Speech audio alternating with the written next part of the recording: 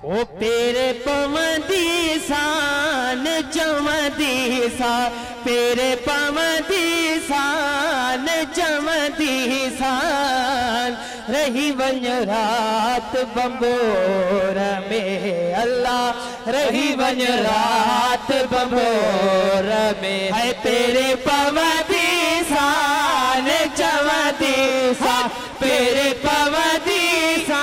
पेरे पवंदी सान चवंदी सान रही वञ रात बंबोर में अल्लाह रही वञ रात बंबोर में चढ़ी त जबल वो चोट ते म्या ओ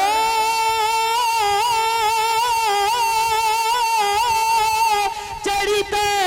जबल चोट ते म्या डूंगर चोटते आयल चोटते अदियों चोटते सरतियों चोटते हथ मथे करे चोड़वा हो सजड़ा कर दी सान चवंदी सान सजड़ा कर दी हो सजड़ा कर दी सान चवंदी सान रही वञ रात बंबोर में अल्लाह रही वञ रात बंबोर में उठत आरिय जा मजा उठत आरिय जा मजा ओ उठत आरिय जा मजा सुनल जा मजा आरिय जा मजा सुनल जा मजा सुनल जा मजा उठत आरिय जा मजा पो हो बागू वठंदी सान चवंदी सान बागू वठंदी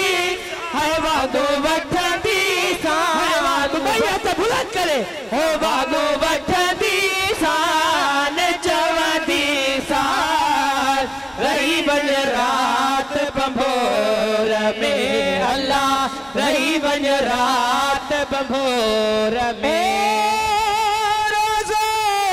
सुभान अल्लाह जो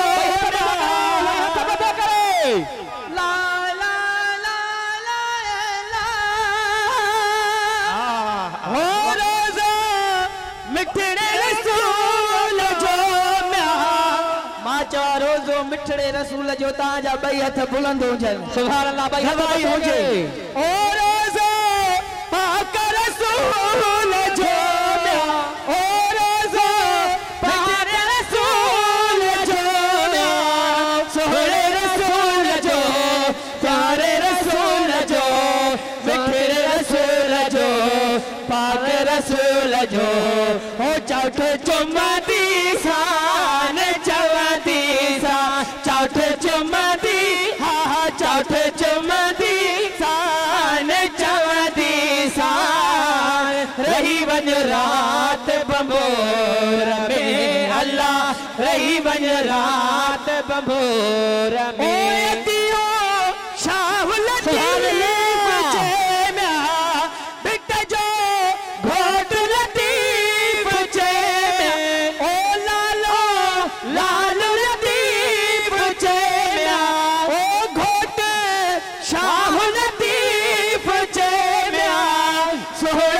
शाहुल लतीफ चे सरत लतीफ चे घोट लतीफ चे छाचे स्टेज गावत थी आखिर ताई बया से बुलंदे हो डोले लहदी सान चवंदी सान डोले लहदी सान डोले लहदी सान चवंदी सान रही वञ रात बंबोर में अल्लाह रही वञ रात बंबोर में वो मिले की नथो कुछ अमीरन जे दरता अचो फैज़ माणो फ़कीरन जे दरता अचो फैज़ माणो फ़कीरन जे दरता अचो फैज़ माणो फ़कीरन जे दरता अचो फैज़ माणो फ़कीरन जे दरता दौर मट जी अलाए छाजे लया वयो दौर मट जी अलाए छाजे लया वयो दौर मट जी अलाए छाजे लया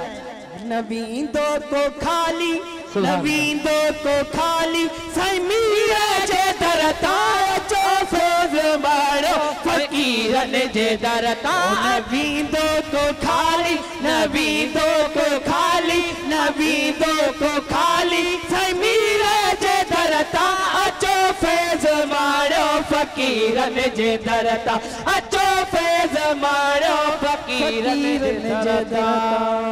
अस्सलाम वालेकुम।